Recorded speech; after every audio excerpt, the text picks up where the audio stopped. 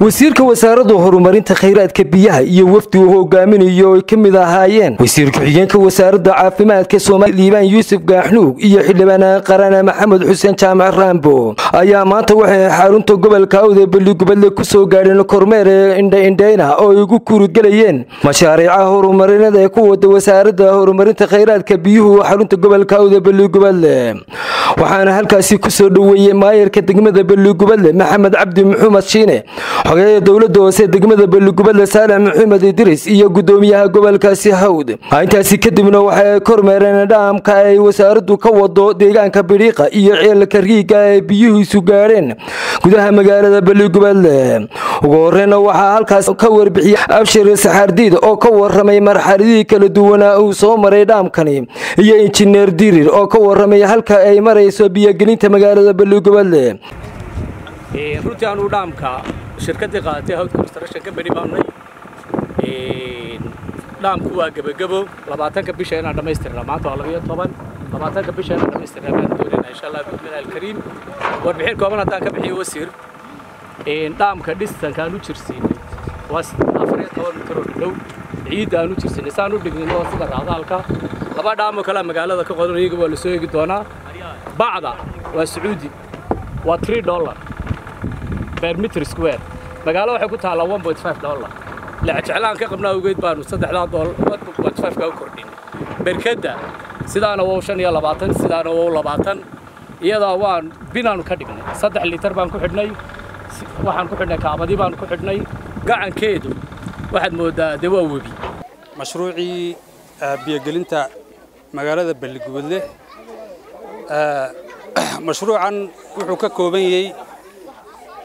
ceel boorhoola oo qodan wasiir 369 mitir transmission pipeline-kii ka keenayay ceelka ilaa taangiga oo isaguna dhan ilaa 5 kilomitir waxa intaa weheliya 7 kiyosto oo ay ka dhaasan doonaan bulshada magaaladu oo ku kala yaala qaybaha kala duwan ee magaalada distribution network-gii oo biyo qaybintiiba iyaduna ku jirta waxa weeyaan ilaa 3 kilomitir weey mashruucan oo in badan la sugayay mirihiisii maanta waa joognaa intaasi kadibna waxa iyaguna hadalada iska dambeeyay xogeeye Saalax Maxamed Idris maayar Shiine Cabdihayaan iyo xildhibaan Maxamed Xuseen Raambo waxaana ku dheeraadeen muhiimadda biyuhu ay u leeyihiin deegaankan maanta waxa loo farxada bishu waa 12 waa bishii koobiyeed sanadku waa 23 koobiyeed 12 markaas waa 3 waa maalinta cadbiyoole gobolkan wuxuu mahadku ugu naqayaa maanta nin reer miya oo waadaan qaato barka tagaa mitriinta joogtay meesha waxaanu darsanaa xooliyaanu ka sii deynaa dararkii barkadiya riigagii iyo baldiyadii baa lagu sii daayay waa maasha Allah waxaad leedahay maanta waanu ku soo wadnaa shahaadad iyo certificate-kiiba waxaan kaloo kugu darayaa albiyoolow si magacaagu sii hortalqo balolkaagii baaqalkaagii weynaad ka dhisanaysa Beligubadle anaa bixiyey waxaan doonayay inaan nala soo tagto ya maanta halkan waxaan u wareynayaa ciidankii ugu horreeyay halkan buu ka tegay bariye ciidankii ugu horreeyay way ka tegeen maanta ciidankii Hawdku waa dirayna bacda salaan kulli waqtigu waxa weeyaan waqti dambe waxaan halkan uga mahadnaqaynaa Ilaahay subhanahu wa ta'ala isku keenay maanta goobtan inuu suurta geliyay in hawlihii biyo gelintu ay si fiican oo qurux badan inoogu socdeen insha Allah bismillaahil kariim waxaan kaloo u mahadnaqayaa wasiirka wasaaradda horumarinta biyaha Soomaalidu hore waxay oran jirtay wuxuu ragu kaco ee Rabbi aqbalo way rumoobaan in badan baanu maqla jirnay gobolka Hawd biyo hoyis way fog yihiin ama biyo lagama gaarayo laakiin maanta wasiir Cali Marreexaan wuxuu ka dhabeeyay isagoo hadafkii iyo himiladii madaxweynaha Jamhuuriyadda Soomaaliland ku shaqeynaya wuxuu ka dhabeeyay inuu ka soo saaro gobolka Hawd 3 goobood oo biyo iyo dhaamka weyn ee ka socda halka insha Allah bismillaahil kariim aad baan ugu mahadnaqaynaa isaga iyo madaxweynaha Jamhuuriyadda Soomaaliland deegaanka magaalada Beligubadle xarunta gobolka Hawd aan dhagax dhignay maalinta wasiir Cali sidii aad xasuusato dadka deegaanku shaki bay qabeen waxa la biyo la gaari maayo dad kale khubaro injineer biyina waxa la biyo la gaari maayo laakiin cid kale mahad male Ilaahay baa mahadle Ilaahay baa nagu asturay subhanahu wa ta'ala dadka deegaankuna waa inay Ilaahay subhanahu wa ta'ala ay ugu mahad celiyaan biyaha heleen markaad hesho waxaad hesho markaad ilaahay uga mahad celiso ilaahay subxaanahu wa tacaala uu kuu sii kordhinayaa biyaha siduu injineerku u sheegay saacaddii 13 mitir kuyubig ayuu soo saarayaa oo u dhiganta qiyaastii 70 foosto oo dhowdhow waa wax ilaahay loogu farxo 7 wakaaladoodna magaalada waa laga hirgelinayaa tiyooreysa ay taatay maanta inuu ka cabano waxa wasiir maalintaayna meeshaan ka shaqada xasodaayo noo dhiman insha Allah tacaala in xaafadahana aynu biyaha gelino dadku dabeedna labada gamcoodba ay ku maydhaan xoolino inoo cabaan waxa kale oo saaka isla aynu soo kormeernay wasiir dhaamkii weynaa aynu qodanay miisaaniyadda qaranka laga hirgeliyay dhaamka iyo riigaba ceelka dheerba isaguna wuxuu qaadayaa 450 oo foosto ayuu qaadayaa oo dadka deegaanka cabayaan oo wax ilaahay loogu mahadnaqo gunti iyo gunaanadkeena waxa soo afmeeray gudoomiyaha gobolka Hawd Ceeleye Xuseen wasiir ku-xigeenka caafimaadka Soomaaliland Liibaan Yuusuf Gaaxnuug iyo wasiirka horumarinta biyaha Soomaaliland Ali Maxamed Xasan Ali Marreexaan waxaana kamid ah hadaladoodii iyo ballanqaadkoogii qabsan doonaan oo aan isleeyahay waxay u dhigantaa maalintii degmadan Beligubadle la bixiyay oo maalin u dhiganta maalintii Hawd loo aqoonsaday inuu gobol noqdo maanta sidoo injineerku ka warbixiyay in degmada Beligubadle qasabada dadku ka dhaansanayaan oo ilaa 7 kiyos ay magaaladii Beligubadle ay ku yaalaan oo goob waliba ay biyo nadiif ah oo macaan ay dadka reer Beligubadle cabayaan oo qorshihii lagu gelin lahaa xaafadaha iyo guryuhuna uu u diyaarsan yahay runtii waa wax ilaahay loogu mahadnaqo waa taariikh ilaahay inoo suurto geliyay inaynu maanta u joogno sidii la sheegay Beligubadle oo iyo Hawd oo inta badan laga wabin jiray in ay tahay dhul biyo leh in maanta aynu u taaganahay in magaaladii Beligubadle dadku ay labada gacmoodba ay ku maydhanayaan oo biyo nadiif ay cabayaan runtii waa wax ilaahay loogu mahadnaqo oo waxaynu ugu mahadnaqo xukuumadda Jamhuuriyadda Soomaaliland iyo madaxweynaha Jamhuuriyadda Soomaaliland ee ay ahayd qorshihiisa iyo qorshaha xukuumaddiisa in Soomaaliland oo dhan ay biyo macaan hesho gaar ahaan gobolka Hawd oo runtii gobolada mudan ah ee halganadii kala duwanaana ku suntanaa in maanta ay taariikhda gasho in biyo macaan laga soo saaro oo dadkana guryahooda loogu geeyo runtii waa taariikh qof kasta oo muxuu ahaayay caqli leh oo reer Soomaaliland oo reer Beligubadle oo reer Hawdi oo runtii aad iyo aad ugu faraxsan yahay bacda salaan maanta waxaanu u joognaa waa maalin taariikhiya waa maalin hadda ka hor hayna jirin Beligubadle oo biyaha sidii horeba loo soo sheegay labada gacmoodba lagu cabayo run ahaantii aad iyo aad baan ugu faraxsanahay inaan kala soo qayb galo nasiibkayguna igu simay anoo muddo 4 bilood jooga in wasiirkii wasaaradda horumarinta biyahana biyihii iyo horumarkii uu hirgeliyay aan maanta u taaganahay awalan ilaahay baa mahad leh mar labaad waxaan u mahad celinayaa madaxweynaha qaranka Jamhuuriyadda Soomaaliland oo ay tahay siyaasadiisii inay gobolada dalka oo dhan ay biyuhu gaaraan waxa kale oo u mahad celinayaa wasiirka horumarinta khayraadka biyaha oo hirgeliyay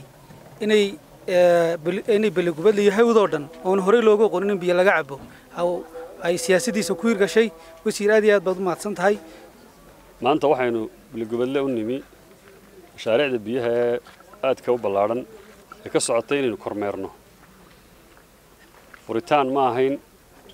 laakiin mashaariicdii oo gebagebo ku dhow ayaa inaynu si loo dardargeliyo oo farsamo yaqaanadii iyo kontraktaradii iyo shaqadii la qabtay inaynu soo aragno kormeero ayaynu u nimi waxaynu soo aragnay dhaamkii weynaa oo isna gebagebo ku dhow waxaynu isna soo aragnay ceelkii oo isna mar hore dhammaaday iminkana waxaynu joognaa magaalada gudaheedii oo biyihii la soo gaadhsiiyey halkan mid ka mid ah qaybaha biyaha ee keeyo sida kaalmaha biyaha laga dhaansado ayaynu joognaa waata dadkii ay ka cabayaan magaalada bartankeedii 6 kale oo 7 ku tahayna magaalada dacaladeeda iyo daafaheeda laga sameeyey taa macnaheedu waxa weeyaan in magaalada dhammaanteed gobollo la wada gaadhsiiyey ay biyo ka cabaan fayska labaadna wuxuu noqonayaa biyo ballaarinta in la sii wado oo guryaha iyo xaafadaha qasabadaha la geliyo marka waxaan reer Hawd u sheegayaa reer Beligubadle u sheegayaa labada mashruuc ee waaweyn laga fuliyay oo labadaba miisaaniyadda laga fuliyay ceelka iyo dhaamkaba in ay magaalada ku filan yihiin hadday ballaadhato iyo waqti sii ballaadhato xitaa way ku filan yihiin waayo biyaha ceelku hadduu 12 saacadood shaqeeyo wuxuu soo saarayaa biyo ka badan 1000 foosto marka dhaamkana hadduu buuxsamo waxaa ku jira 450 foosto marka magaalooyin waaweyn buu ku filan yahay magaaladuna daway sii waaweynanaysaa waa taa quruxda badan laamiyada samaysatay meel istiraatiiji ah ku taallaa marka mashaariicdii biyuhu Balligubadle si fiican bay inoogu hirgaleen falillahi alxamd mashaariicda sidaan sheegnay miisaaniyadda qarankay ku jireen xukuumadda fulisay biyo ballaadhinta qaybtan soke iyo qaybta kalena filaynaba waxa nagala qayb qaadatay UNICEF marka iyadana halkan waan ugu mahad celinayaa waxa mashaariicdanu kuwa halkan laga hirgeliyay kuwa dalka oo dhan ka socday biyaha iyo mashaariicda kaleba waa siyaasadda xukuumadda ee uu hogaamiyay madaxweynuhu waliba madaxweynuhu waa reer Balligubadle waa reer Hawdo isagana de waa ka warhaysaan maalintii horena waan igay waxoogaa idin sheegay mooyina xasuusantiina waxoogaa waan idin sheegay waxoogaa faqaha aan dhagta idin saaray madaxweynuhu waa reer Balligubadle gobolkan mashaariicda aan ka fulinay waxa kamid ah ceelkan iyo ceelka Sayla ceelkii Ballicabane waanu qodnay laakiin farsamo ahaan buu xumaaday isagana lagama hadhin waa lagu noqonayaa hadii la ka dhigo marka mashaariic ballaaran baa ka socota hadda 5 kilomitir baa laga soo jiiday ceelka halkan la keenay laba taangi buu leeyahay oo ka ceelka ku dul yaalla iyo kan dusheena ku yaalla magaalada dhexdeeda ku yaalla magaalada biyaha u qaybinaya ka dabada ku yaalaana dararkii xoolaha ayuu siinaya dhaamkuna saas oo kale u noqonaya marka hadii la ka dhigo maalinta furitaanka ee magaalada ku wada camimno ee ku dhameystirno ee dhaamkuna inoo dhamaado inta yar ee ka hadhay si ballaaran baa loo furi doonaa xukuumadda oo dhan baa isugu iman doonta xaflado waaweyn baa loo sameyn doonaa laakiin hadda meel wanaagsan oo fiican bay hawluhu marayaan madaxda kale ee reer Balligubadle